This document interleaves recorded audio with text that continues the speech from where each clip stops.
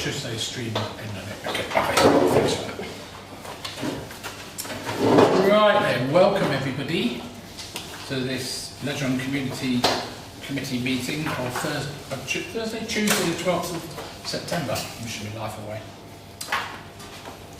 Please note this meeting has been recorded by the Town Council and where possible live streamed on YouTube. Please note the recording device is sensitive and the live stream may be recorded by third parties, so do not say anything you do not want recorded. If necessary, I will direct all recording in the room and the live stream to be stopped, but generally I want to avoid doing that, so we will normally record everything except any item taken in closed session. Members of the public may also make their own recordings but must follow our rules for doing so, including stopping recording when requested. Whilst we do not accept anonymous speaking at the public forum, members of the public who wish to speak but do not want their name published must please indicate this before saying your piece. Thank you. Marks. Just arrived. I don't know, can she get in? No, she can get in. Okay. Right. Again, say thank you and welcome. Apologies for absence. Apologies we have from Mayor David Smith, Councillor Furman, Councillor Lucarini, Councillor Hanlon and Councillor Smith. Okay, thank you very much. Declarations of interest and requests for dispensation. Unreceived. Okay. So we'll quickly move on to item 4. And Jay Mills and Helen Cullop are going to give a short presentation of the work of the local conversation project in South Haverhill, their findings as the project concludes and possible future action. Thanks very much for giving us a window to speak. We thought it would be an idea as the project comes to an end, just to give you an insight as to where we're at and share some of our thinking really. So myself and Helen are both community development workers on the project. We've both written a short piece and rather than working on a document together we thought we'd both write our own ones to give our own perspectives on it. So I think Helen... Do you want to hand out now? Yeah. There we go. We've got Thank you very much. A couple of copies each. Because I'm not used to reading in public, I'm putting your Thank copy, so as I stumble over my words, you understand what I'm saying. Thank you. I'm exactly the same. Thanks. More on that. Lovely job. Thank you. Right. So do you want us to proceed, yeah? So the project we're working on is the local conversation project in Haverhill South. During the last 9 years of the local conversation project, which is an asset-based community development approach, has been used to highlight the community assets on the Clements estate in Haverhill South. By embedding ourselves in the community, we were able to hear what was important to residents and offer and encouragement to set up community groups for themselves. The major issue we found was that although the community could identify what was important to them, they did not feel confident enough, even as a group, to take the issues forward without community development workers taking the lead, acting as a catalyst and role model, to build the residents' confidence and to work alongside them to take things forward at the residents' own speed. By listening to the community, we identified the priorities of the project and developed actions that would not only give a sense of achievement, but also build individuals' level of participation and connection with others in the community and local decision makers.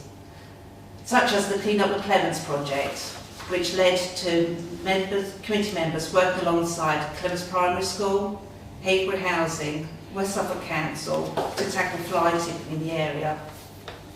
The success of the project has led to residents being more willing to participate in community meetings and to share experiences, and the shared experiences built a degree of trust between all those involved. The connection with Haverhill has been maintained, and as a result of the community's engagement with the Haverhill's own community engagement events, Haverhill is now piloting a bi-monthly drop-in session on the Clements estate with their engagement and wellbeing staff, and also to have estate rangers and repair team who will be on site during those sessions, so local residents will have direct access to workers without having to go via an app. It does take time to build participation over 2 years. Let me start that bit again. It was easy not to read it out, it's up to you. It's useful for anyone watching. Yeah, that's what I was thinking. Yeah, I'm happy to read it out, but Yeah, if that's you're fine. happy for me to stumble That's on fine. it. As you said, it's, We've yeah. got copies, so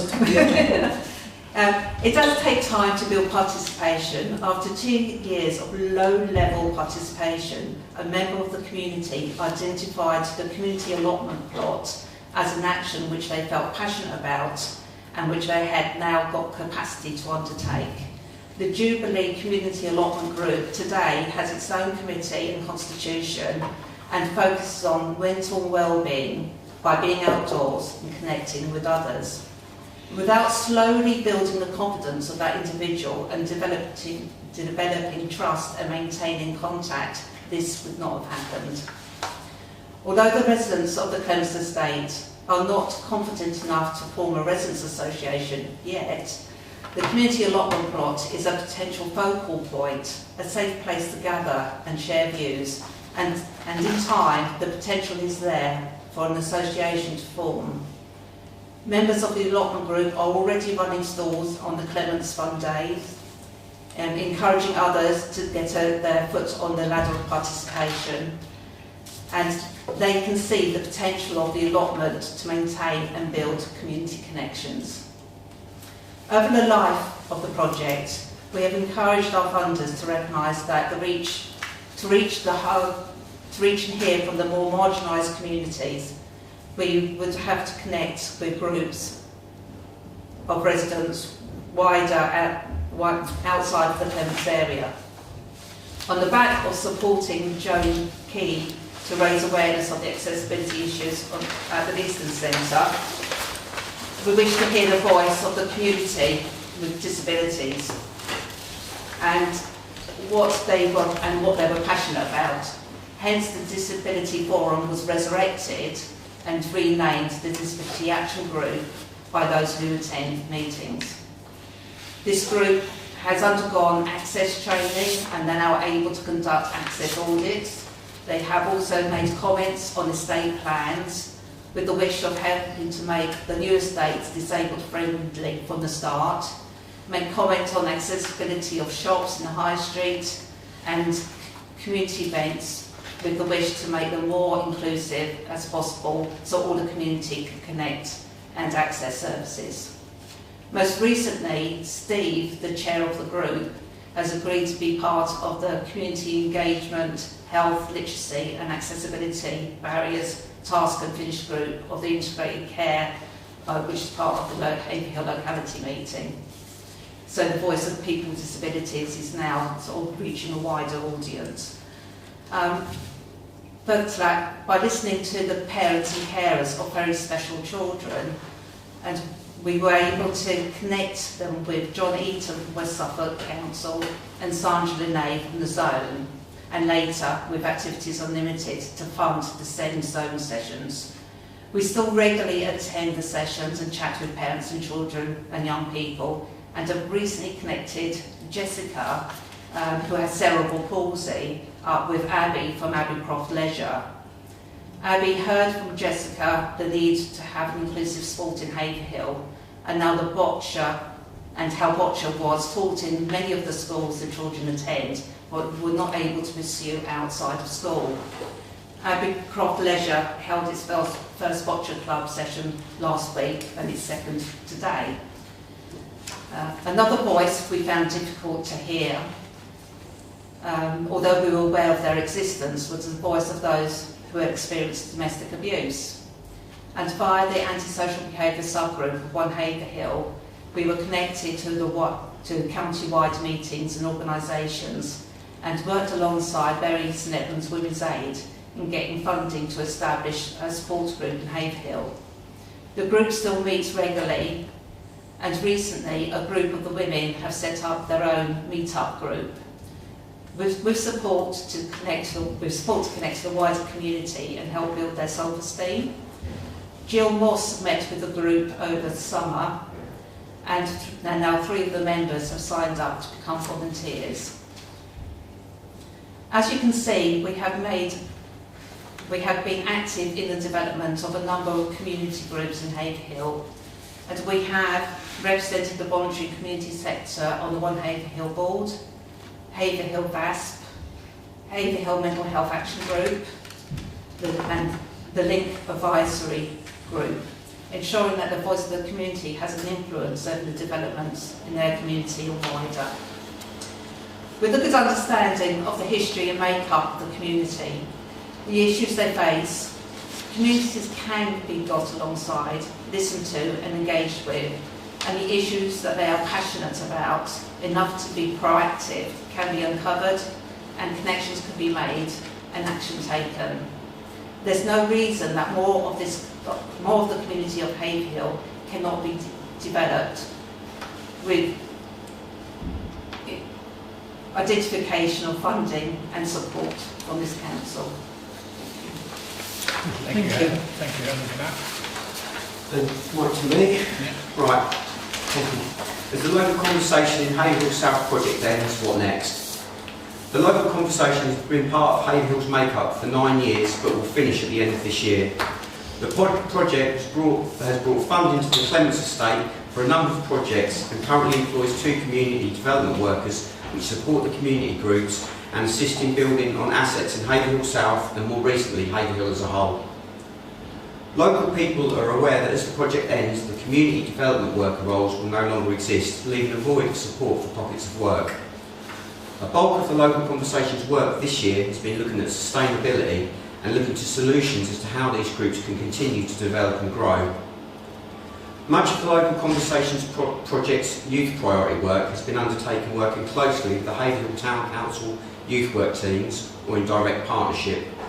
Together we've built trust with the young people of the town and we are able to hear firsthand what matters to them and what life is like for young people living in Haverhill.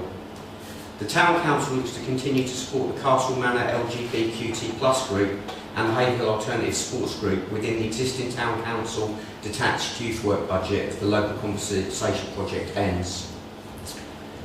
Within our youth priority piece of work, we are currently looking to existing groups and mechanisms such as the Haverhill Youth Advisory Group to explore the idea of utilising the strong connections built in Haverhill with young people. The aim being to work more closely with them, connecting them to decision makers and looking to their input and co-producing a Haverhill youth strategy to ensure all organisations are pulling in the same direction. Together, we can look to obtain a sizable chunk of funding to really meet the needs of young people in Haverhill. We've been successful in recent times in evidencing to the local conversation project's funders, the People's Health Trust, our need to go wider than Haverhill South to benefit those that live in the funded area, loosely the Clements estate. As the project draws to a close, we feel the community would benefit from the continuation of our work. There is huge potential in Haverhill to build on youth and community projects that exist, strengthening the town as a whole.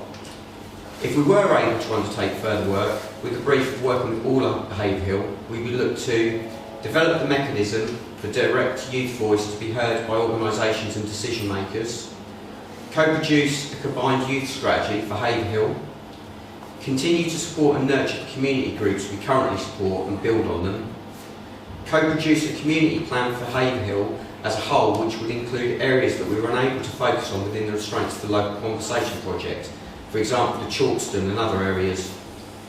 We'd look to apply funding for a youth provision which would work to help finance all the wonderful work from various organisations in Haverhill. Look to acquire funding for a youth provision which would look to help finance all of the wonderful work that various organisations in Haverhill is already undertaking, and look into funding streams that could support further work. We thank the Haverhill Town Council for its help in providing the local conversation, that has provided the local conversation project over the years. Many of the successes that have been achieved has been with your support, and we do thank you for that. Jay, thank you very much indeed, and thank you to both of you for the work you've done. Before I ask any questions, can you just explain why the project is coming to an end? is it just purely a funding from the People's Health Trust, or has somebody else made a decision? Basically, the local compensation project, there's projects like ours across the length and breadth of Yeah. the UK and Scotland. So there's about another, like, is it 15 projects left? It was always estimated it was going to be a 9-year project, which we've had to evidence and each year to maintain our funding for the Haverhill area. So the whole projects across the whole of the breadth of UK are now stopping, and the Health Trust are looking. They've done a project work regarding asset-based community development and developing communities in the way they wanted to, and their directions are turning elsewhere.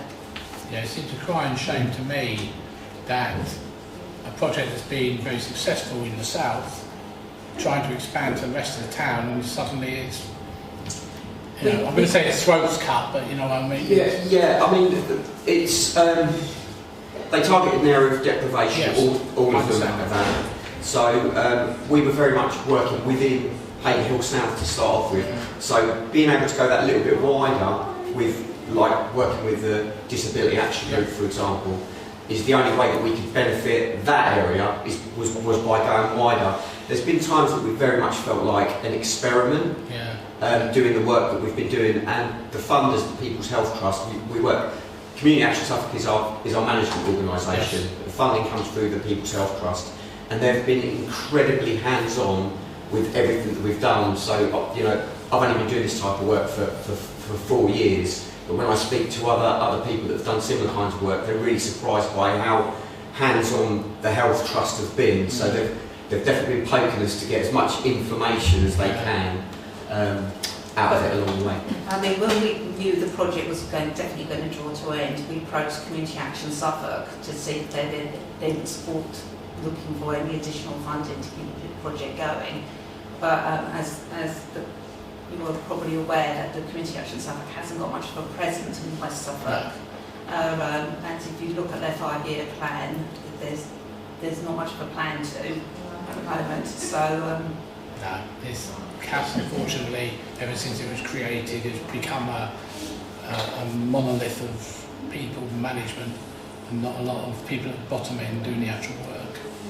Anyway, Greg, let's start with you. Councillor Cox.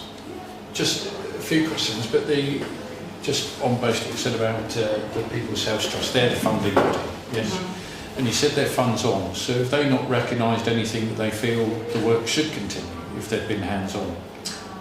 They have got, as the project comes to an end, they've got their thing. They want to be kind of influencing government and doing that kind of work more along the lines of Citizens UK is what I can make out that their future is going to be. But that said, they have got something called, I think they've got some pockets of money to do some legacy work that they haven't kind of explained what exactly that is, and it isn't something that we've been spoken to them about. But that said, we haven't asked them either. It's been good being funded by the People's Health Trust, but as well we feel like or I personally feel like at times I've had my hands tied with them.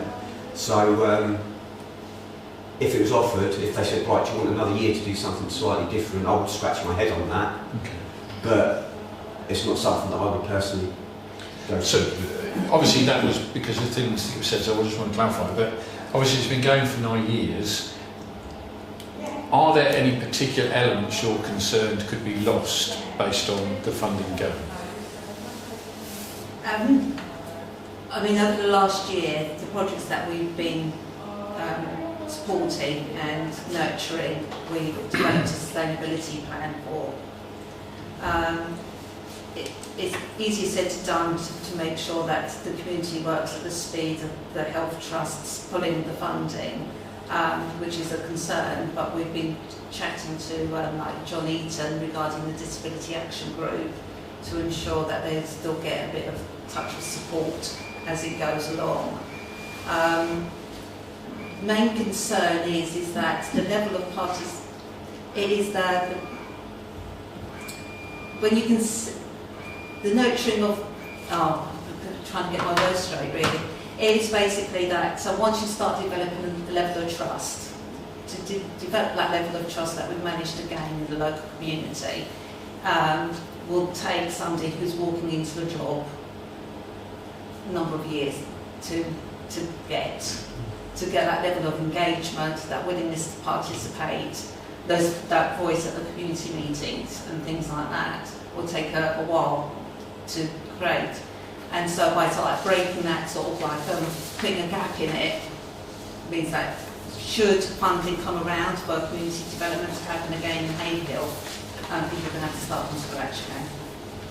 And that for me, I'm quite upset the project's coming to an end. I knew it was going to come to an end, and I'm gobsmacked that we've managed to argue the case for Haverhill for so long. But it is like, you know, all the people I speak to, they feel like we're letting them down a bit, that we're actually going to be disappearing off the scene. But what I'm asking is, obviously, we're a committee, but as a town council, is there anything we can do that I mean, obviously, whether there's funding we can try and apply for or anything else, that's why I was asking. For me, the key points are, well, that's quite an important point. I don't know how we just deal with that, keeping that trust going.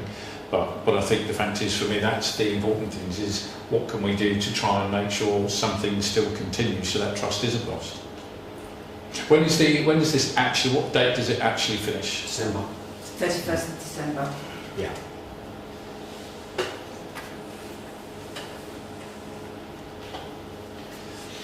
So if you had a magic wand, so I'm taking up what question. No, no, please do. What would you like to see happen? Funding to continue.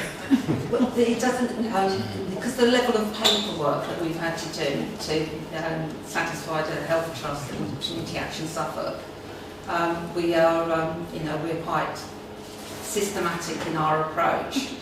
The amount of time that we would need to actually be on the ground floor doing the work wouldn't be so much, so I would like a minimum of like 2 days work to be able to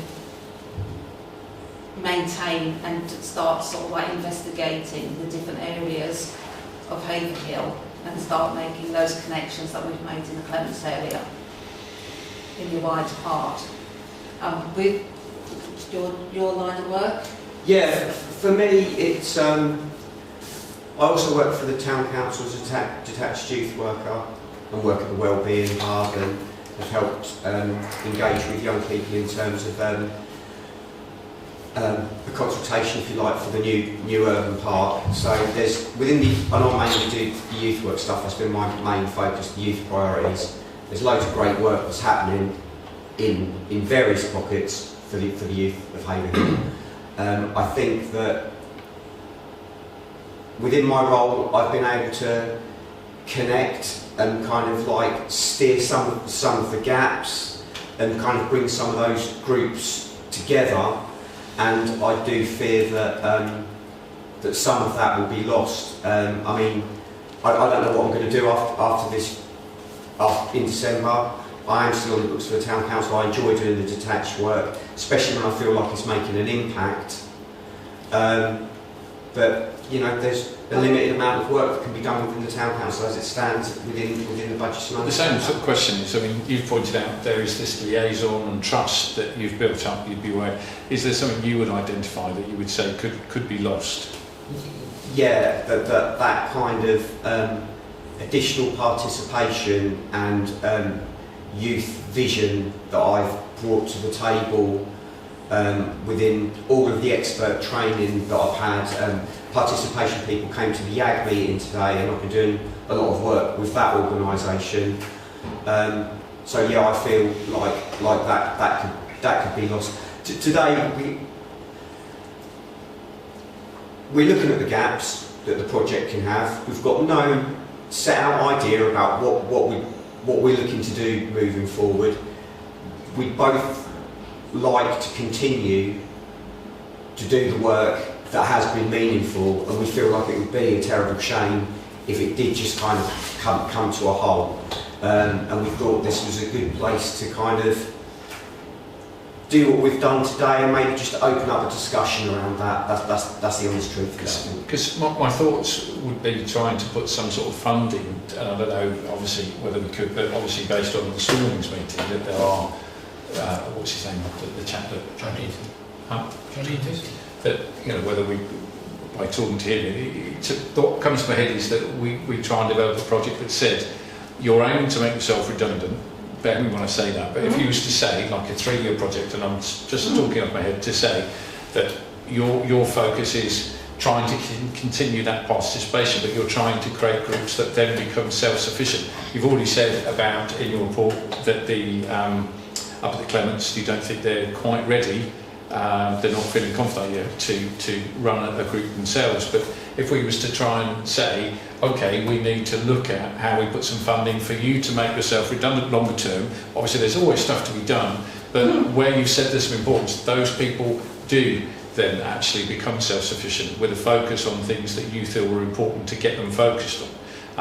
Well, they thought it's important to get them focused on. Well, obviously you've worked with them, so I mean, I understand that, but what I'm saying is it's a case of, but they're not ready to quite be up and running.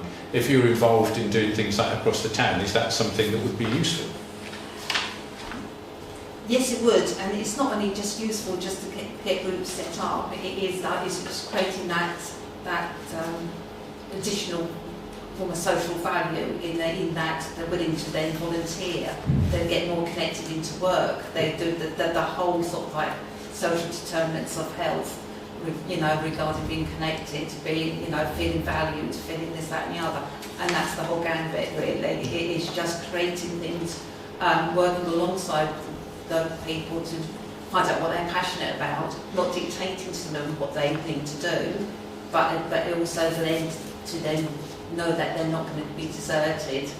And that's what I'm picking up is that you've got working to a certain point, and if that, and obviously I'll come to yourself in a second, but you've got to a point and that could really be damaging if we just left it to falter, and obviously you feel that there could be a real progress in community groups developing because you've got them to points, and if that was to continue, and obviously I'm always hearing about the town's lack of engagement for things, and that could be young people that aren't actually feeling confident to engage, but the same would apply. I mean, by working with the schools and the groups and continue to get those youth groups, the diversity of different youth groups, if they were set up to become more self-regulatory, you know, that they can do it, they can approach groups, they could have somebody turn up to the council and say, look, we need some funding for this.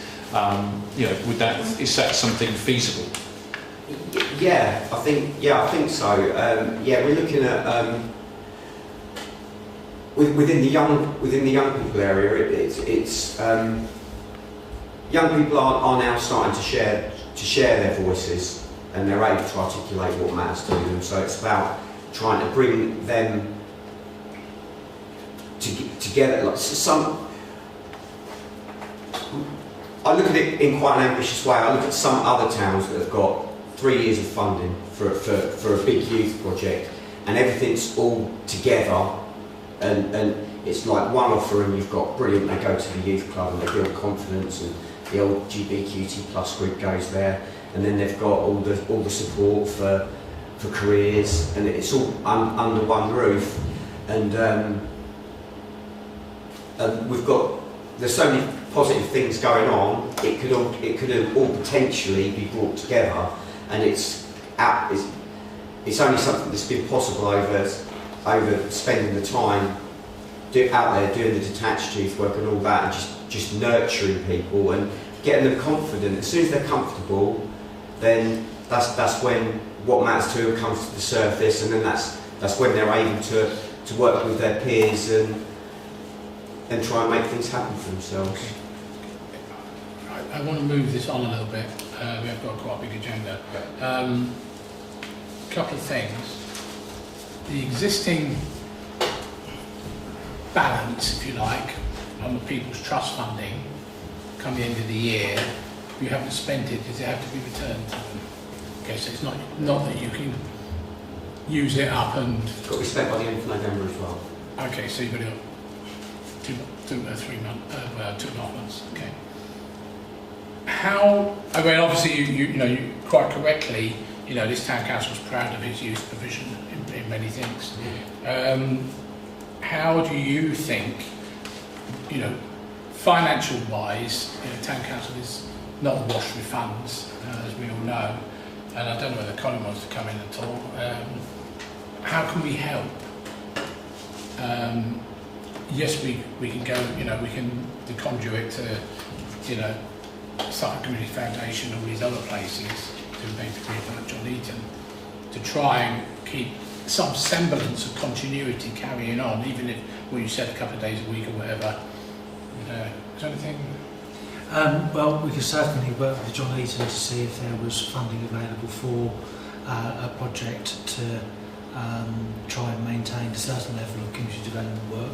I do agree with Helen that it would be such a shame. The Clements estate still does need that support. And I appreciate, you know, to be fair, we haven't mentioned how much the People's Health Trust have invested in Haverhill. Do you know offhand, well, ballpark? Was the whole thing $1 million in total, $500,000 something like No, that? I really don't know. It's one of those two figures, I'm pretty sure. I mean, Yeah, I so- think the pump track was one of the largest investments the project across the country made. Yeah. So it's hundreds of thousands of pounds that they put in. So I think, you know, fair play to People's Health Trust, nothing lasts forever. Yeah, they've shown what's possible, and it would be good to find some way of continuing it. It's whether or not, the trouble is, of course, is that any new budget, etc., wouldn't come in until April, so there's a 4-month gap. So it's whether or not, if something was possible, that the People's Health Trust, through their legacy funding, would be willing to bridge a gap for continuity's purposes. It's possible, but we don't know any of the numbers. We'd have to have a good understanding of mathematically what we're talking about. Can I just add, if you don't mind, and obviously we won't necessarily in the future want to just concentrate on the Clements estate, because the contacts we've made, you know, via the children, young people, very special children, you know, that send kids, and also the special action group, with the fingers of contacts are going into the other estates as well. And that could be, you know, close links with the River of Life Church and everything else, and rovers and things like that. We can start, you know, things can be developed further. And also in speaking to the people from the Clements estate, they've always wanted us to go further as well, the very people that we've always said this. So, you know, it's us as development workers, but it is directly the people we work with as well. Yeah, the South Haverhill, technically, yes, it's in the bottom 25% percentile of deprivation, but actually it's nowhere near some of the other areas around the UK and indeed in other parts of Suffolk. It's not that far apart, in actual fact, from other bits of Haverhill. So it's always been a very uncomfortable line for you to work, because on the ground you can't see the difference. So like I say, if I can throw any weight to support them, whether with Colin or yourselves, I'll be more than happy to be involved in the future if I can be. I mean, it is an expertise. My degree was in community youth work. I've been a teacher of youth work. Yeah. It's just something I'm quite happy to support.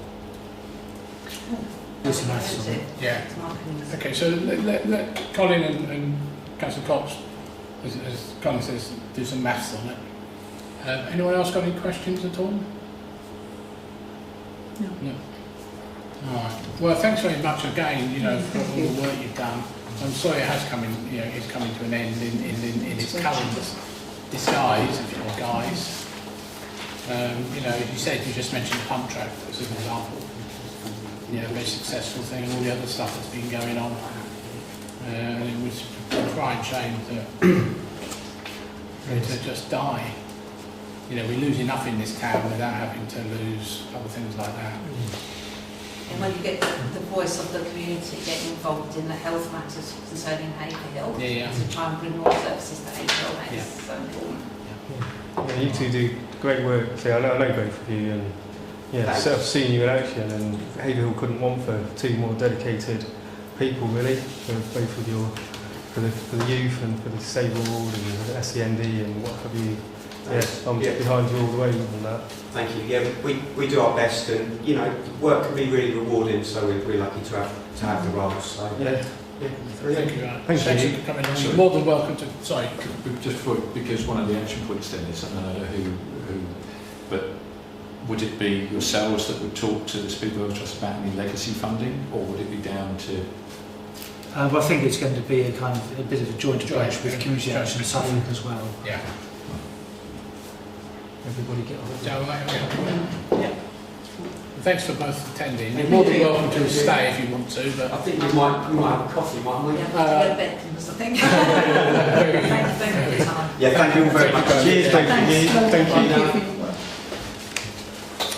right, let's move on. Item 5, minutes of the last meeting.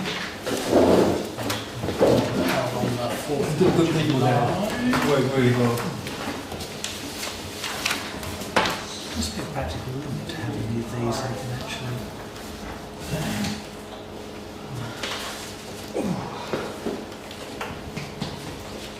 Think about the live stream and the internet. I think we can do it very nice.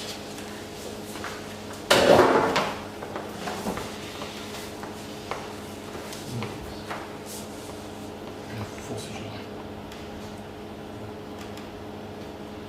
Yeah. Okay. Hopefully you all read them. So can I have a proposer, please? Councillor Brown, Councillor Martin, seconded. All those in favour, please show. Okay. Item 6. No progress of action. Items not covered in the agenda. Sorry, did you want to sign this? Oh yeah, okay, do that. What we do now, I can run through page 15.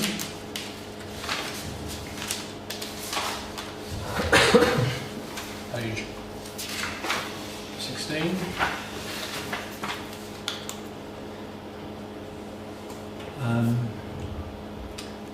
So we've bought some chemicals to remove the graffiti. I know that Councillor Green has a bottle of that. And I have got a bottle on my kitchen table. Okay. It's only about that big. Is it to dilute it, or is that all you have to? No, that's it. It's water-based graffiti remover. It's very effective. You don't need a lot of it. I mean, you don't flood the place. You just spray it and wipe it. Yeah. I haven't tried it yet, so. If you need a hand, I'll give you a hand. So we can buy it in larger containers so that we can refill I those. want to spray some so you can test it.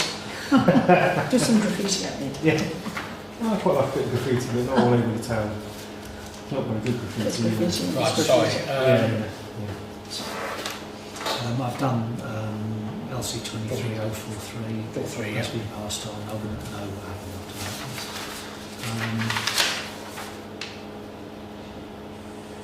Councillor Cox, have you been to Zone at all? No. Page 17. Good. And that's it, the rest of it on the reports.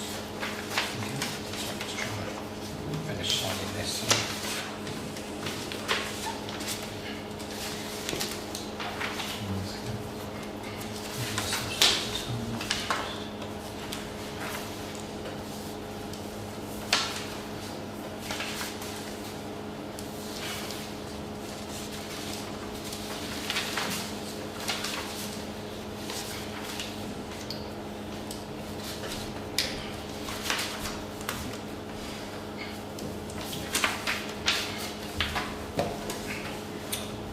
Okay, lovely. Let's move on then. That's number 6. Right, item number 7 then, subsidy grants for hiring the Arts Centre and the, we call it the Clements Community Centre. I think it's over to you, Dan, isn't it? Yes, thank you. So, just by way of background, I'm aware that not all councillors were councillors when this journey started. When I joined the council just over a year ago, there was a we had a situation where lots and lots of people were using these two facilities, but on deals or arrangements that we didn't necessarily have a proper handle on. And so the council, actually before I joined the council, but it was simultaneous to me joining in terms of implementing it, made the decision that they would formalise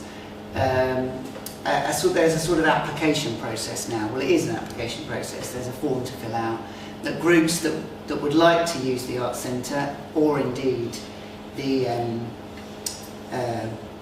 you put me off now, community centre, they now fill out, and if they are not able to meet the revised full cost, because at the same time all this was going on, the council also revised its fees and charges for the facilities, then they need to say on the form why they can't meet that cost and indicate what they could pay. And so what I did when I started this job was I implemented that scheme. We created a form, we created a process for it to go through, which is very quick so that people don't have to hang about for answers. We meet every week to go through requests. And as we've been going, we've been just tallying it, because I made the commitment to this committee that in a year's time I would bring back a year's results for you, so that you could see how much effectively the council was subsidising the various groups that use your two main facilities. Some councillors have a bit of an issue about using the word subsidy, only in as much as I know that they feel it confuses people, because there is no money that changes hands. It's not a subsidy in that we give them money or anything like that. It's purely that they don't get charged as much. So in a way, this should be looked at as income you could have had but you didn't have, rather than any money changing hands. Just a discount. Yes, it is really a discount scheme. So this is a very simple table that just tells you the group, tells you the dates of hire, or the month or whatever with the information we've got, what the full cost should have been, and that full cost it includes everything. So staff, the hourly charge, all the bits and pieces that they've requested at the new rates that the council set a year ago when I joined. Then it tells you how much help they asked for, and then it tells you the fee that we actually charge them, which in most cases is what they ask for. They get what they ask for. So in a way, the three bottom figures are the ones that are the most important in terms of bottom line, telling you what you wanted to know. But if you have any questions about the rest of it, I'm happy to answer them if I can. Councillor Brown? What percentage of the hirers ask for subsidy? Do you know, or is it? It's quite a low percentage, because, in fact, most hire is for here. Yeah. And of course, most of the diary here is full with stuff that we've programmed. Okay. So the actual window for people to use this space is quite small. Right. So in terms of the usage of this building, I would say it can't be any more than 30%. It probably is more than 20% of the total use of the building goes to groups like this. Okay. The thing that throws it slightly is that the number of groups is far less than the number of days, because somebody like Centre Stage, for instance, I'm not picking on them, but they will have a whole week. So although it's only one group, one ask, it's quite a lot of days. And there are another couple like that. The ones that tend to use it the most and the most frequently are dance schools and sort of things for young people, performing arts things for young people. They're the big one-off users, I would say. The other part of the question is, how are we doing for bookings? Is it always oversubscribed, or have we got lots of empty space? No, we never have empty. Well, it's a bit chicken and egg, that. We don't ever have empty space, okay. But and we often have more requests than we can accommodate. But that's sort of by choice, because of course I plough on and book things in. Yeah. And if something drops out, as long as I've got a bit of notice, I'll book something in. And so, you know, as long as we can sell it, I mean, if I'm given 4 weeks notice, then we can't sell it, so it's too big a risk, so I wouldn't do it. But because I'm so active in booking things in, because I want the place full, it makes the diary less available, if you see what I mean. So it's a bit chicken and egg.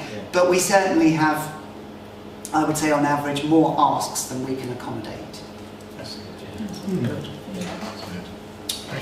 Just, do you have a criteria as to why you're giving them a sort of a standard criteria, saying, right, they're asking for, go with a subsidy, you know, and is there a criteria you're following, or is it just, I don't want to say ad hoc, have you got criteria, I think? Well, we do, but it's very simple. The simple criteria is it has to benefit the residents of Haverhill.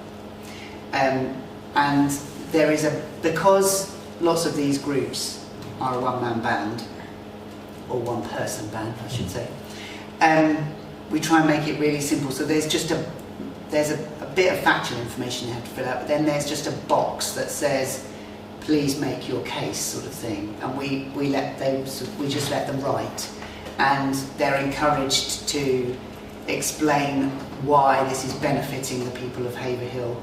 So, for instance, if you were a dance school, then you might be talking about the hundreds of young people that benefit from being able to come here and use a professional performing arts facility, and they wouldn't get that anywhere else, and you know, da da da da. So we do have criteria, but I wouldn't say we have criteria in the same way as, you know, the National Lottery or something. You know, we don't do it like a big funder would, but we do limit it by saying you have to make the case that it benefits the residents of Haverhill. I mean, the reason part of these things I'm asking is I know that I dare say I know Lisa Mason, and she books regularly, and this isn't a slight against her at all, but obviously people that you know are booking on a regular basis. Do people book in advance because they know every year they're going to do things here at Christmas or on certain dates? I'm just wondering how much space that then has for new groups that are developing to come here and find space, because you've already said it's quite limited. Yes, and that is a problem. I mean, we do have, again, I'm not picking on them, but Centre Stage, Lisa Mason, as you say, I'm not picking on anyone in particular, but they are obvious examples that do have the same slot every year and have done for umpteen years. And of course that does mutually exclude anybody that wants that slot. So that is a problem.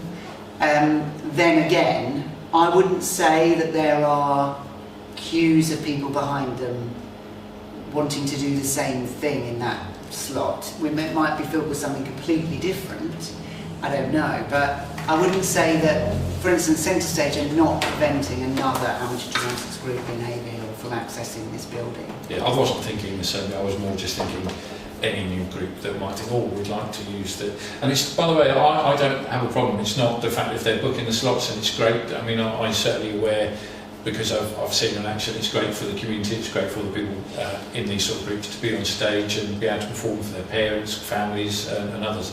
So there's no criticism there, it's just the capacity for new groups coming through to be able to have the same opportunity. Yeah.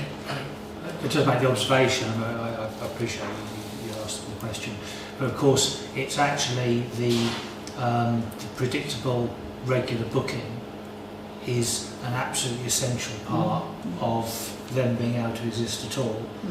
So it's for any building that, you know, they get booked up because somebody wants to know with confidence that it's going to happen regularly.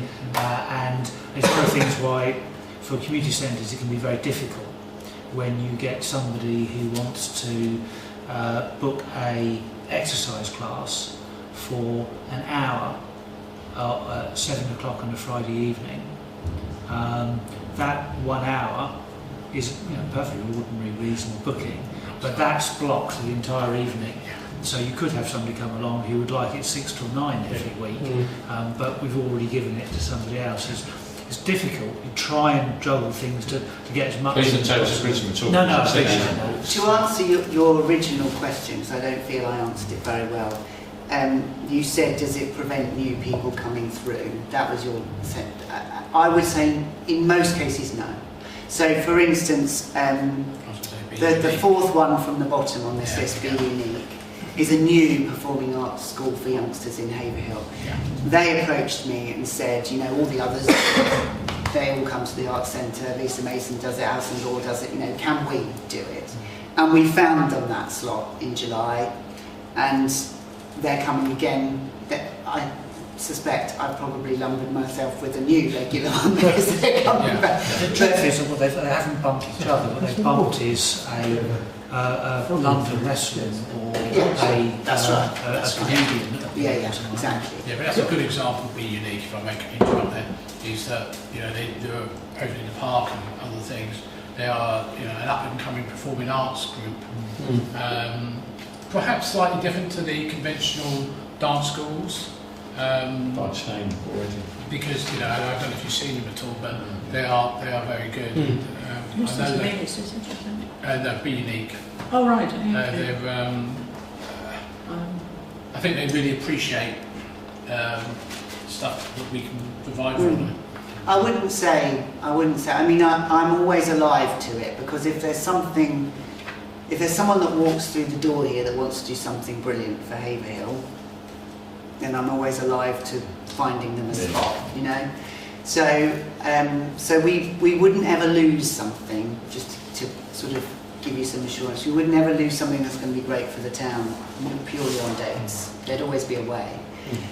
So not yet. The answer is not yet. We haven't. No, I appreciate that.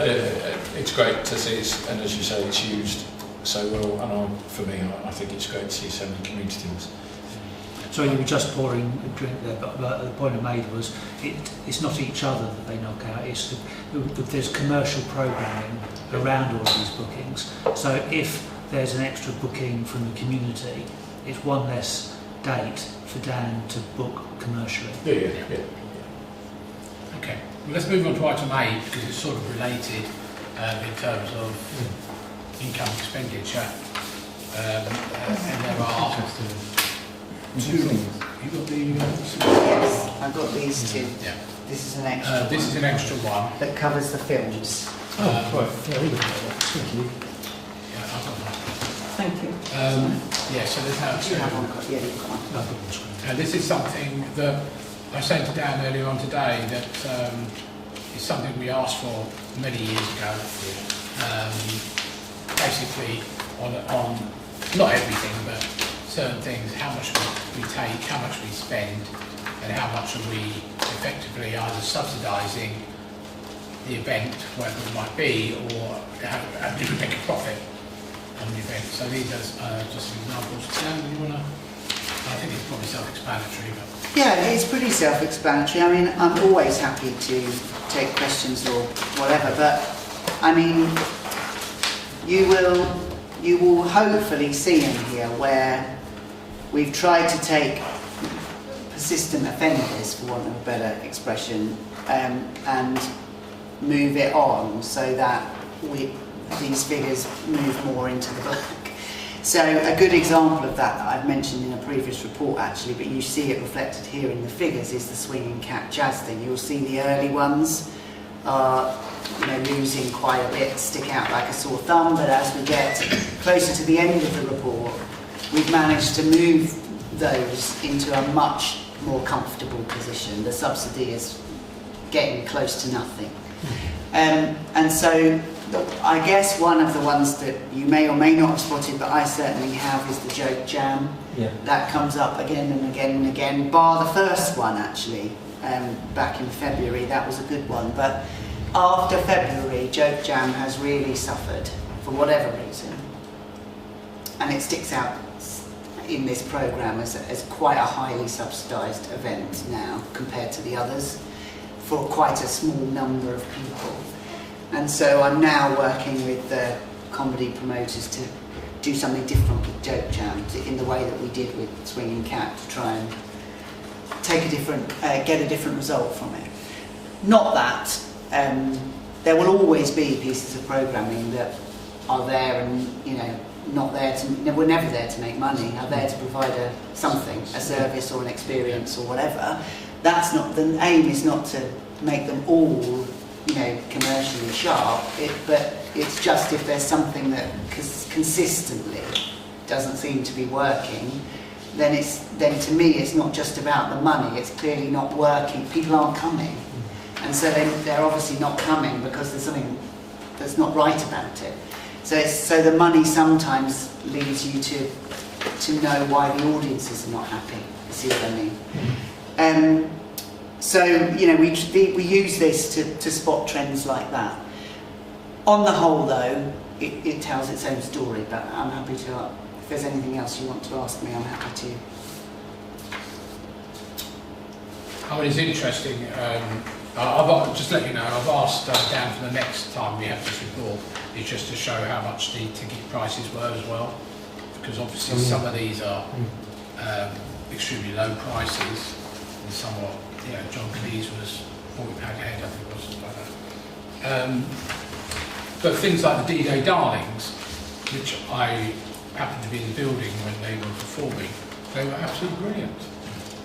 But we didn't sell 210 tickets, we sold 50 less, and that's a real crying shame. So that nominal profit there would have been a little bit higher. And I don't know the solution to that. It's a bit like the Muting exhibition, is all that advertising that's been done, ticket sales were not just here, but all three locations. It might be cost of living crisis, perhaps. Yeah, I don't know. Can I just say, I think the advertising is much better now than it was in the past. Yeah. I'm really noticing things, Social media particularly. Well, I don't do social media, so I rely on seeing posters around. Okay. So you say, unfortunately, I haven't been updated for long, because I normally do that, and I've not been well, so that's why. Do you like the new brochures? yes, I do like the new brochures. I think they're really good. Yeah. Because, the latest you picked up from my report, the one that we just sent out, it's an old figure now, because I pulled it a few days, 4 or 5 days ago, but had generated £15,000 worth of sales. That's brilliant.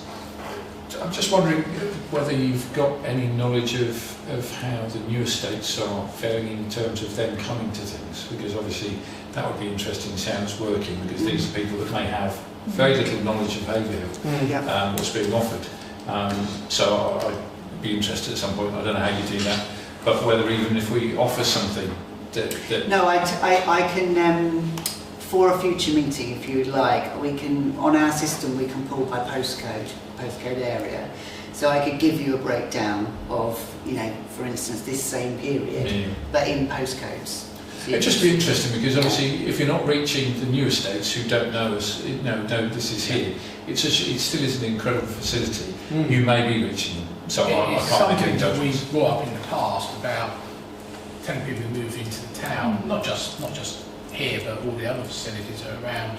And I still see people in town who come up to me and say, "Oh, I didn't know this was here." And you say, "Oh, where are you from?" "Oh, we've moved here from Cambridge or something to one of the new estates." And you're dead right. I mean, it may be worthwhile from a marketing point of view is actually doing some dedicated leaflet drops in these places, because at the moment there's not that, there's 110 occupations on the Willesden and about 400, is it, on the other side, so we're only talking about 500 houses. Put a dedicated leaflet out somewhere and say, "Do you know we've got an art centre here? Here's our website, and maybe, copy the brochure." I was thinking the same, that with the welcome pack that comes with any Persimmon's Home or Red Road. Well, we tried to do that, but it becomes extremely difficult for the welcome packs. Right.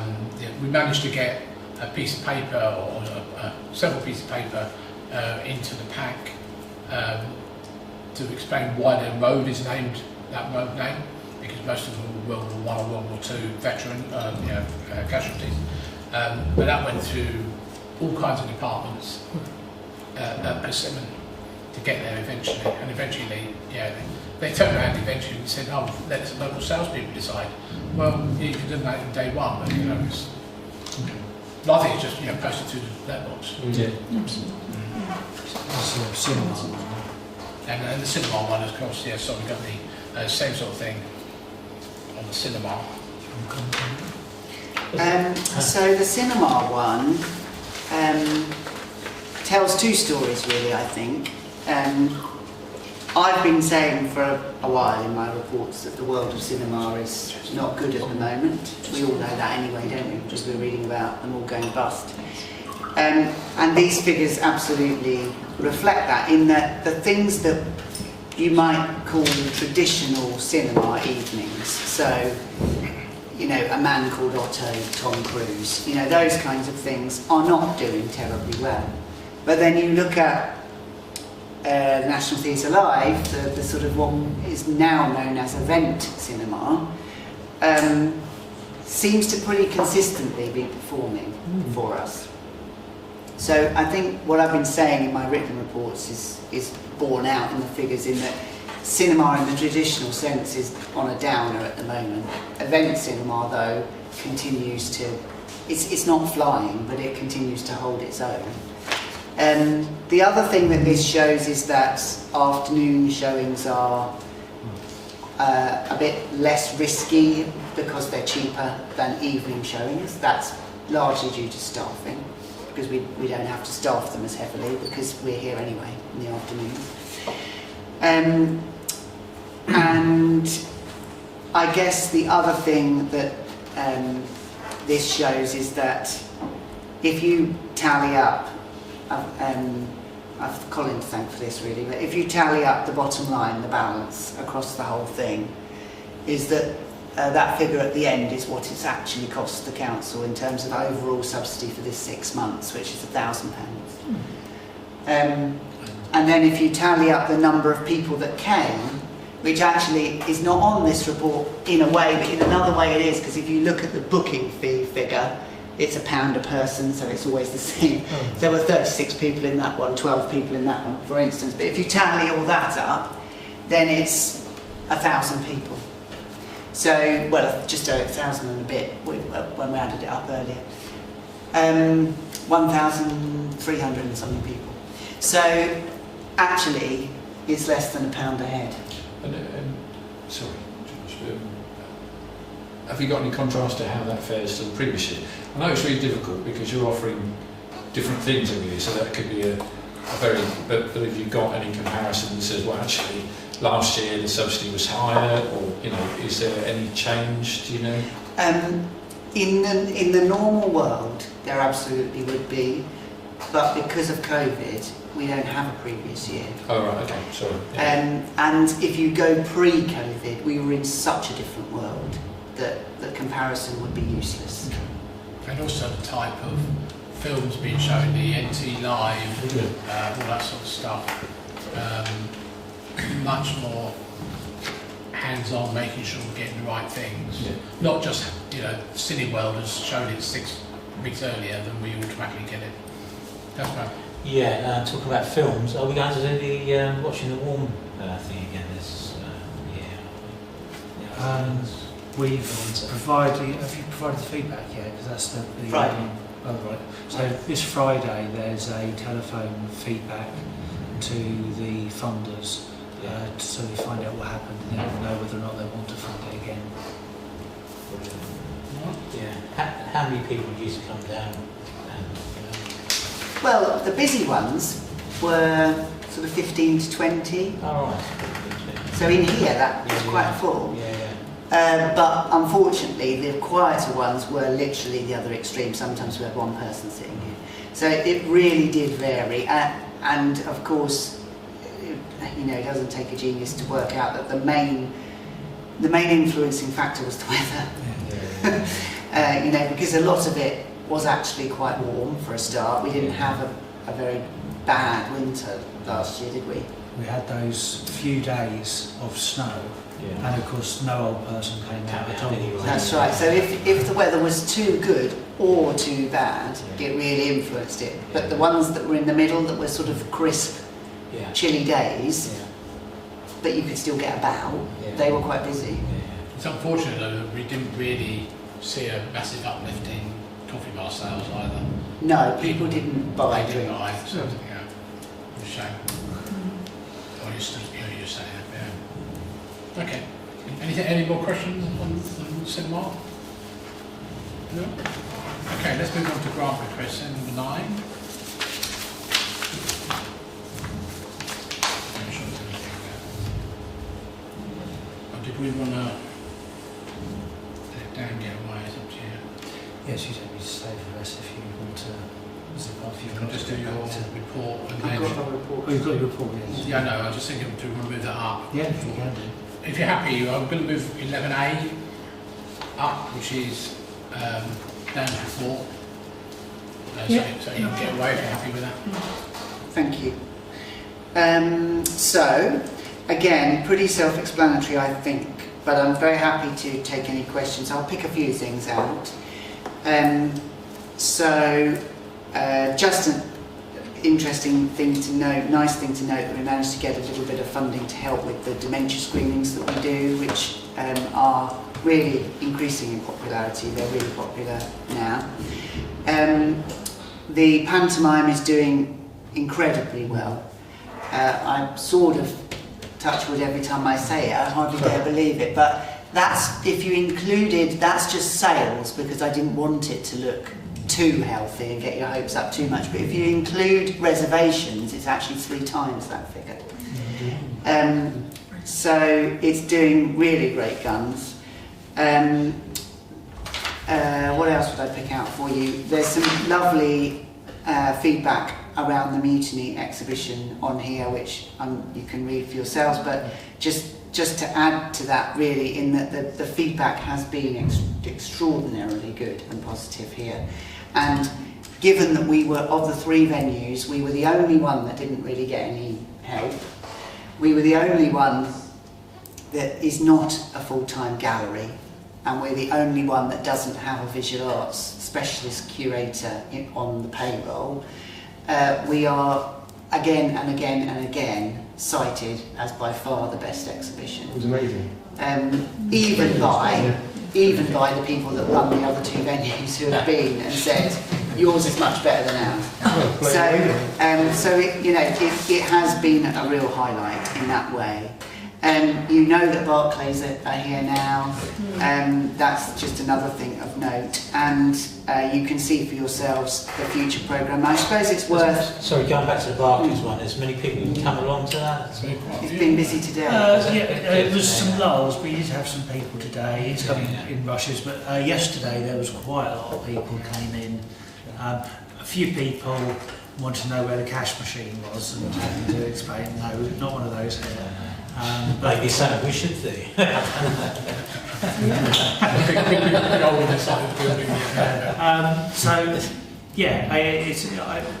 The first couple of days, it's been quite surprising, pleasing that people are coming in. Yeah, that's good. Yeah. Oh, which room are they in? In the media hub. Yeah, at the end of the corridor. The other thing to probably point out, although I may regret saying it, is that the film lineup is looking much more healthy.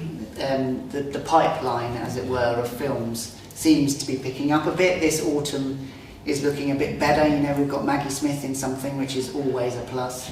Kenneth Branagh, Glenda Jackson. You know, there's some nice silver pound, as they call it, films coming out, which is where we used to, really make our money. So let's hope that that's on the turn, but who knows. And then just a thank you again, really, it is in the report, but it's always nice to actually say it. Thank you to councillors for supporting the investment in the changing rooms, the dressing rooms, because they do look splendid, and it is going to make an enormous difference to all of those people that use it. I will now go and inspect that, and now both have done. I refuse to look at number 1. Yeah. Number 2. That's great. Thank you, Dan, for that, and also the other stuff. One quick one. Any further questions? Yeah. Sorry. The pantomime, what do you put it down to that it's doing so well this year? Well, the reservations, if we do the reservations first, the reason the reservations are up so drastically is because we wrote to all the schools and we got in early, and we wrote personally to all the head teachers and said we're doing it ourselves. It's the first time we've done it ourselves. It's going to be bigger and better. Please support us. And so out of that, we got 3 or 4 really big school bookings or school reservations. So that's what's pushed that up. Sales-wise, I honestly believe it's a lot down to the quality of what we're putting out there. You know, the imagery that we're putting out there, the posters, I don't know if you've seen the things that have gone up in the high street today. Fantastic. It just all looks like a proper professional pantomime. It's not people's faces stuck on other people's bodies. You know, all that stuff. We've made the effort to do it properly, and I think people are responding to that. It looks worth the ticket price. Well done, Dan. Yeah, well done. So, you know, fingers crossed. Yeah, I think you do well. I'll be going.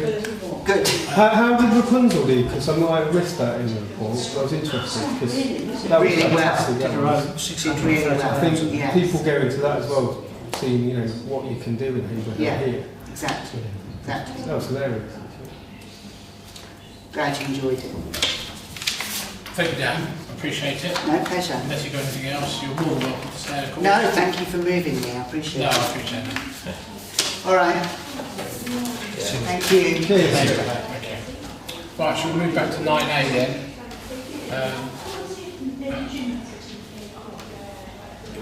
The Rotary one, is it on or not? It's on, it's up there. Yeah, because you're not on the agenda. Yeah. Yeah, because we haven't had the paperwork. No, it's a very straightforward one. It's the one. No, it's the one like they did last year. Yeah. Yeah, So so, I was trying so to- Rotary Kids. I'm going to say if you. Oh, yeah, I found it. Okay. They've been to us, I think, for the last couple of years. It'll be on the form. Yeah.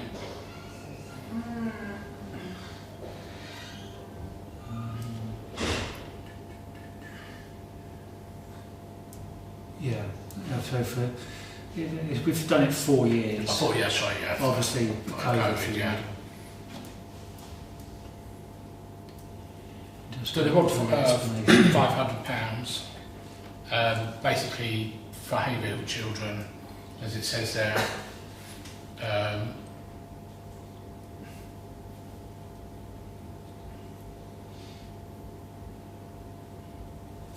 Has this already happened? Or? Yeah. Oh, it's already happened, okay. They got caught by the election. Yeah, it's another one of those, yeah. I did wonder about that. So they would normally have come to us before the election, but of course we can't do anything during election. So they take loads of children, not and some from Haverhill schools. We have supported it in the past, and it's £500 to go towards those costs. Yeah. Goes about. Happy to propose the £500. Yeah. I'll second it. Second it, Councillor Cox. All those in favour? So? Okay. Right, moving quickly on. So 9 Bravo, Haverhill Scouts. Now I've been to this event in the past when I was deputy mayor, I think. And did you go to it? No. No, I think I went on your behalf. I was deputy mayor. It's run in Long Melford. Oh yeah, I went last year. Oh, did you? Yeah, it was very impressive. Yeah, it was impressive. Unless I was trying to find out who the band were because they were really good as well. Yeah. Because we were looking for maybe for remembrance as well as an alternative. So they want 422.85. As you see there, Sudbury has contributed as well, and both Long Melford and Hadley towards that cost. And as it says there, for wardens to be basically manage the traffic and everything else that's there. Thoughts, please? So is this when was this for next year, or has this already happened again? No, this is for next year. Next year, so this is for George's Day Parade. I think it's for next year, isn't it? I think it's for next year, yes. Because it came way after the event.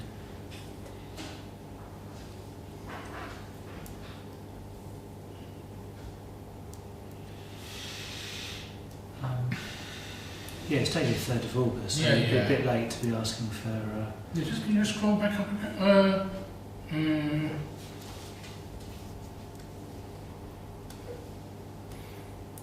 I don't know why I vaguely think when I went it wasn't St George's Day. But maybe it would have been St George's Day Parade. Yeah, no, I think there was another parade they did. But Can't see. There's nothing in here that actually says we're talking about the 2024. no, I just saw something about 20.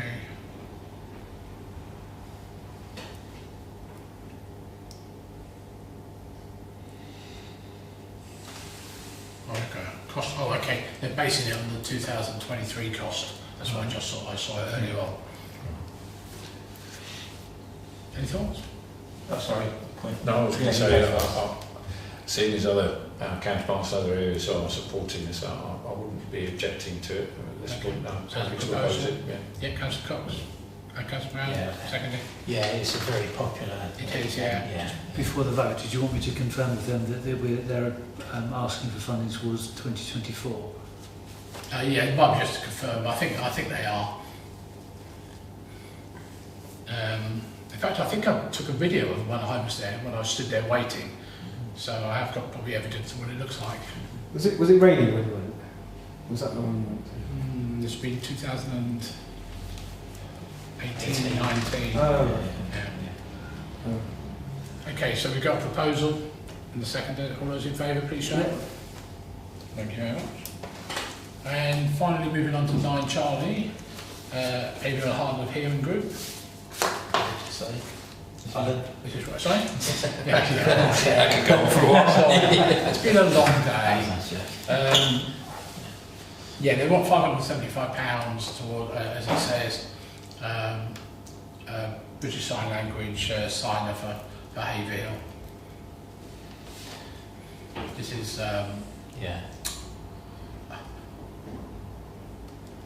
Brian Hawes. It's by Brian Hawes. Yeah, no, I've read this and it could be a great benefit. I think it's one of the better applications I've seen in terms of what it's going to achieve. Yeah, that's good. Yeah. So, can I have a proposal? I would try. Second, quick, haven't you? Councillor Cox, all those in favour, please show. Don't hang around. Okay, sorry, thank you. Right, 10 we can skip because there's no members of the public. 11A we've already done. Then moving on to 11 Bravo, which is youth skills, which is Karen and Dan and Catherine. Another comprehensive report. I have to read this 3 times because there's so much in it. And again, a great case study. A great case study at the end, yeah. Can't remember the P, wasn't it?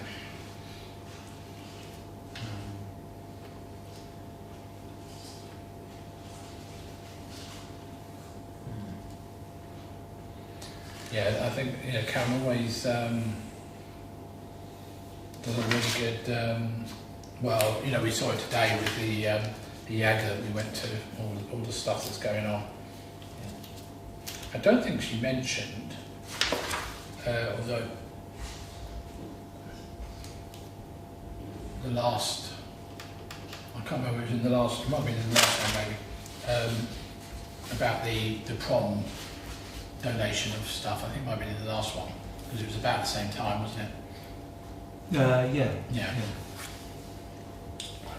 Any comments at all on this? Just the usual, what a wonderful job we're doing, it's just, Well, it's a bit like we were saying earlier on, you wouldn't want to lose a service like that. No. You think all these reports we've had up over the years, the amount of people's, young people's lives is actually changed. Yeah, absolutely. Yeah, exactly. Yeah. Okay, lovely. Thank you. I commend that report then. Okay, 11C, Sandra and Sue and team for the zone. And sorry, youth workers as well.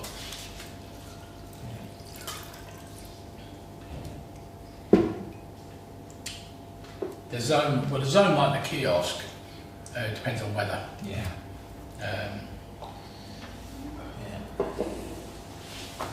Sometimes it's heaving, especially if it's got parties.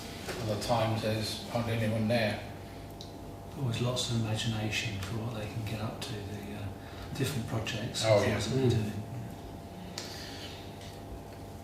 Do they ever get any feedback, formal feedback from people who use it? Yeah, everybody who goes there, there's a thing on each table, please make your comments, whether it's Google or TripAdvisor, that's what I'm thinking of, those sort of things. Yeah. Some people do, it's unfortunately those things, like any of those things, you only need one bad review, for some obscure reason, and it goes down. But And you're more likely to leave a review if you didn't have a good time, aren't you? yeah, it's difficult. A lot of people will not leave reviews regardless, even though they've had it. But I do see the occasion, come through and it says 5 stars, But unfortunately, sometimes it's just the stars, no comments, which would be nice to say, well, why did you give it 5 stars, I've been many times and I think it's a great facility. Yeah. Just wish it was closer, so it's more accessible to people without cars, but I mean, you can't. Yeah, it's a What can you do about It is that? where it is, isn't it? But yeah, it's I fantastic. agree with you 100%. It'd be far better in the centre of town, but far less affordable too. Or if there was a bus service or something. Of course out it'd there. be good, but And of course we had to do all the youth work and stuff, which we started with cameras this morning, and the underspat van and stuff. So that's another good report from Sandra and and the whole team. I did notice that they were saying that they've not managed to find the funding for a counsellor. Which again, I know everything seems to be about funding. Again, is there anything we can do to support that? Well, we've been able to find funding on and off over the year, but no, I mean it's difficult. It's an additional piece of work that is very, very valuable, but it's the thing is we can't say yes to absolutely everything because the cost to the people of Haverhill would just skyrocket. The precept would go through the roof. Yeah. It's something I find hard because obviously when I worked at Castle Manor, I set up a counselling service and the counsellor set up 3 training counsellors, so we provided a lot of counselling at one point. And I think it's so valuable and it just disappears regularly, it doesn't ever seem to stay. And I find, that's why I'm probably... I certainly do understand what you're saying. I just wonder whether long term we need to look at whether we could just employ a counsellor instead. And again, I know that's not quite simple, there would be a huge cost, but long term that would then be a service we could offer all the time if we've employed them. And the other thought is that obviously the key thing you'll see written in here again and again and again is about well-being. And after the pandemic, loads and loads of young people, huge numbers, reported low mood and finding things very, very difficult. But actually, helping people's well-being, you can help a large number of people at one time. So, whereas a counsellor, you have to help people one at a time. So, I'm not saying that there's anything wrong with that, but in terms of what we can achieve, we put a lot of money into large well-being projects to get 30 people into the Wellbeing Youth Hub of an evening, support all the support you've seen in the reports.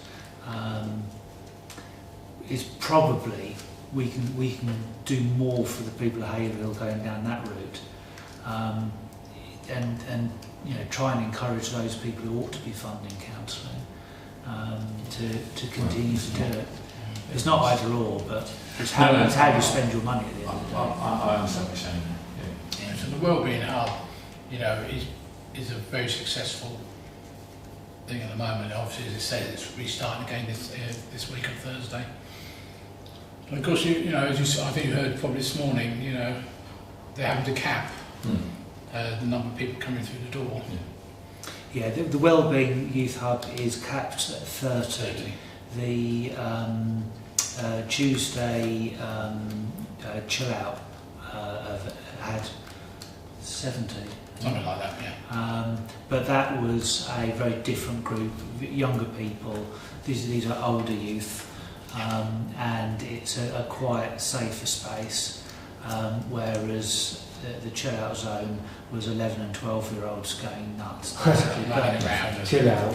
Yeah, well, it is, yeah. Just based on what you're saying, I just had a thought, is that can we not, and this is obviously looking at cost-effective ways, try and get in touch with counselling qualification or awarding bodies and say would they be able to use us as training centres where it would be free, but they're then getting the experience to provide counselling, and we're saying we potentially have opportunities that we could support. That's all my council was doing, and he had 3 people providing that support. Connor's writing that down, so I think that's a good idea. So we pass on. Out of interest, how are the youngsters actually selected for the wellbeing? You know, saying take 30, are They work with the schools particularly to identify people who would benefit from that. You can do self-referrals as well. Right. Okay, shall we quickly move on then to 11 Delta Project Manager's Report? This is Sarah's report. Sarah's on holiday at the moment, celebrating a certain birthday or commiserating over a certain birthday perhaps. Again, I think self-explanatory. We mentioned about mutiny earlier on. I don't know how much more, from a marketing point of view that could be done to get people come through the door.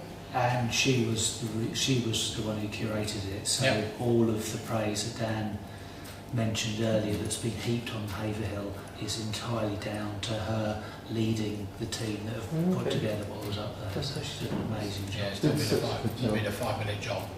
We came twice. Like, hey, you did everything. And it changed. Like every time I went up there was something different up there.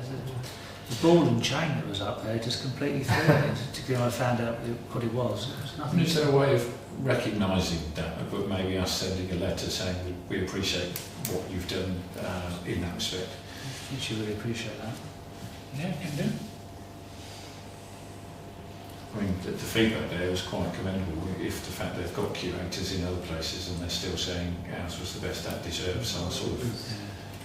Yeah, I think in good terms for a of... small town. I'll go to a few, in Cambridge and that, and it was totally comparable to the quality that you could see there. Small, obviously, but so well designed. There was so much to look at. The lighting was brilliant.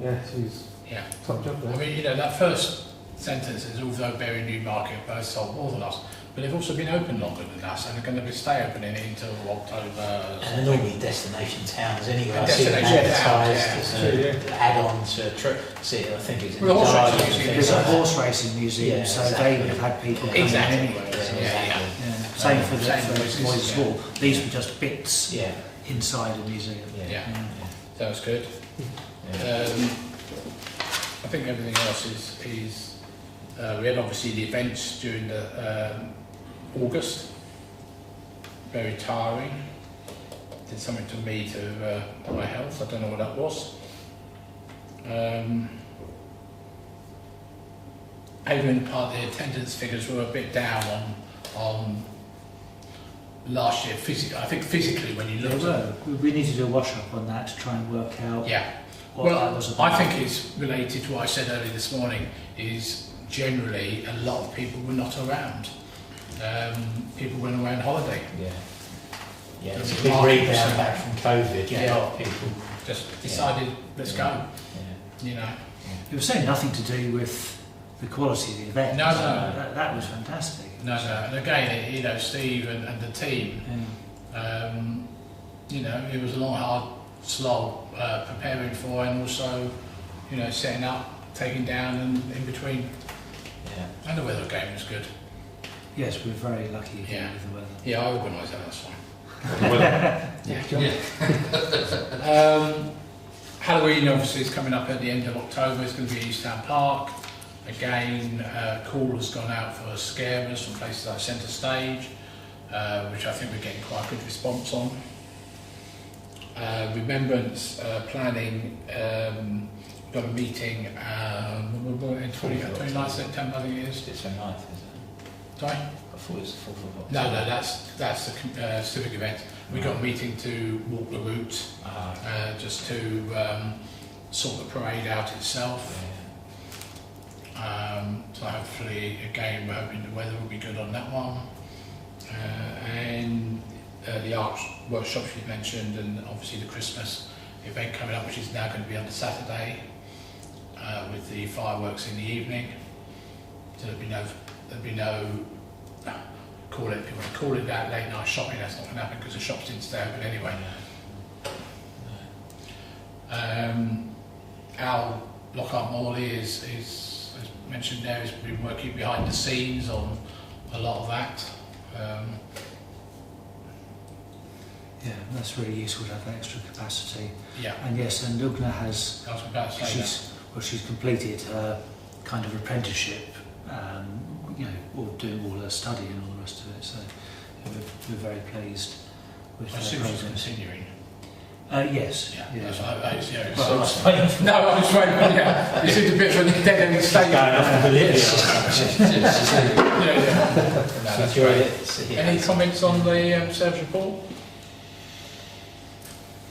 No. Right, let's move on to item 12 then. Grant recipient, you said none. There's still none. No. Right, item 13 then, Civic Events Working Party. We held on the something in July, I can't remember the date. Yeah, only adopting these. Yeah, we're adopting them, yeah. I know, appreciate you haven't seen these, but they'll come back up at the meetings themselves.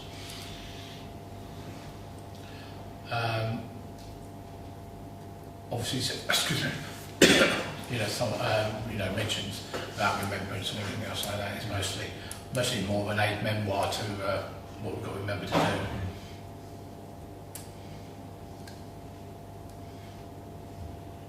Can I have a proposal, please?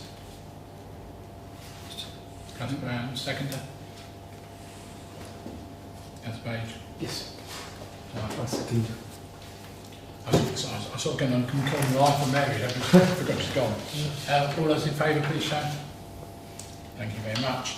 And finally, on to the community events, held in July as well. Again, the same thing, we're just, this is obviously the less formal stuff, and some of it obviously, has been and gone. Over in the park there, and then it'll go on to the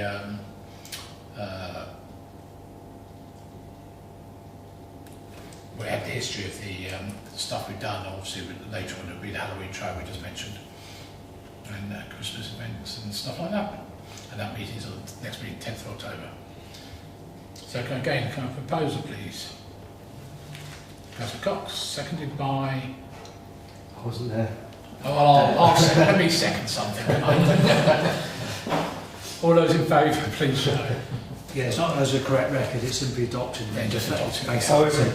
Basically, that means that, because they don't have any delegated authority, it just means that this committee has now said, yeah, we accept all of that, we now own that. Okay.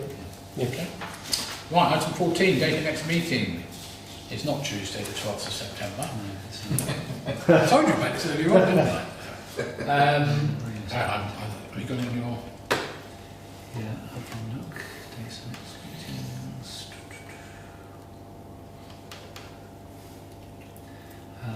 It is the 14th of November. 14th of November, that will be corrected. And finally, item 15 is closure at 2035. Looks like Do you want to press the button? Yeah, could you top it's called thumbnail. And you should see stream start